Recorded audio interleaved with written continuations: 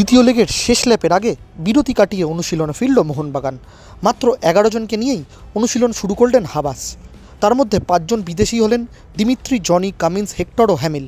ভারতীয় ফুটবলারদের মধ্যে ছিলেন আশিস রায়, গ্লেন, কিয়ান, নামতে, রাজ এবং জুনিয়র গোলকিপার নন্দন।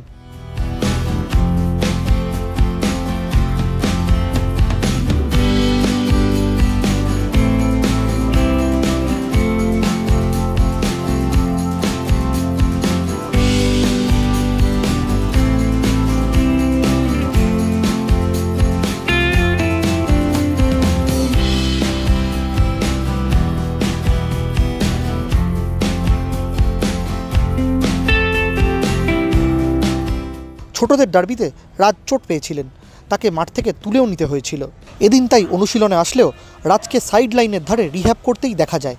অনুশীলন শুরুর আগেই কামিন্স ছুটে যান হাবাসের কাছে এবং তাকে কোচের সঙ্গে দীর্ঘক্ষণ আলোচনা করতেও দেখা যায়। অনুশীলনে প্রধানত জোর দেওয়া হলো ফিটনেসের উপরে, কারণ শেষ ল্যাপের দৌড়টা খুবই গুরুত্বপূর্ণ হতে চলেছে মোহনবাগানের জন্য। 5 জন বিদেশি এবং 4 ভারতীয়কে নিয়েই জোরকদমে ফিটনেস ট্রেনিং করান আলবার্তো লিনেন।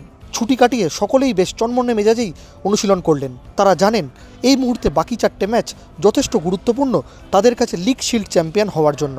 তাই 10 জনকে নিয়েই চলে বল পায় কিছুক্ষণের অনুশীলন।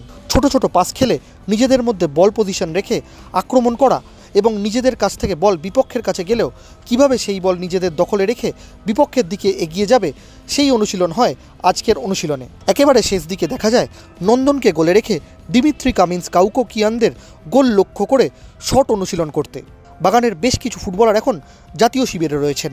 তাদের ফিরে আসার আগেই বাকিদেরকে একেবারে তৈরি করে নিতে চাইছেন আন্তোনিও লোপেজ হাবাস।